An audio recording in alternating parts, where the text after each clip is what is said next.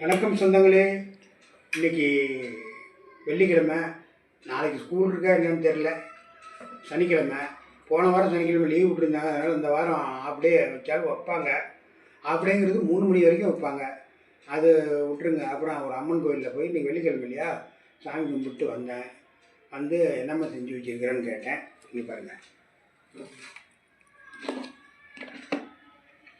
உப்புமாவா? உப்புமா இது நல்லாயிருக்கும். நல்லா தான் செஞ்சுருக்கிறாங்க, பார்த்தாலே தெரியுது.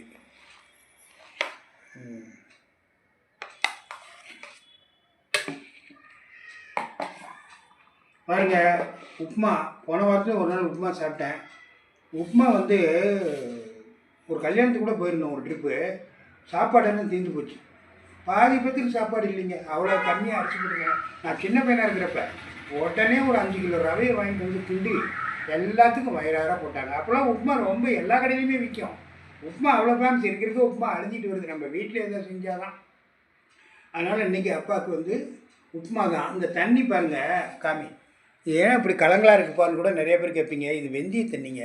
இந்த வெந்தய தண்ணியை நான் வந்து கல்யாண காலத்துலேருந்து 40 வருஷமாக இந்த வெந்தய தண்ணி தான் குடிச்சிட்டு இருப்பாங்க. பாருங்கள், வெந்தய தண்ணி பாருங்கள் போட்டு வச்சுருப்பாங்க. நைட்டு பகல் எப்போ எனக்கு வீட்டுக்குள்ளே இருக்கிறப்ப தாகம் அடிச்சுன்னா நான் வெந்தய தண்ணி தான் குடிப்பேன். அதனால தாங்க எனக்கு சர்க்கரை இதெல்லாம் எதுவுமே இல்லை.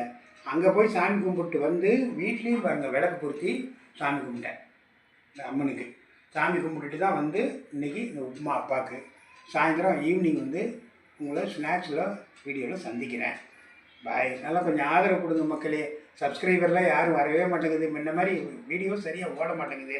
எங்களால் வயசானவங்களால் என்ன முடியுமோ அதுதானே நாங்கள் போட முடியும். அதனால் கொஞ்சம் ஆதரவு கொடுங்க ப்ளீஸ்.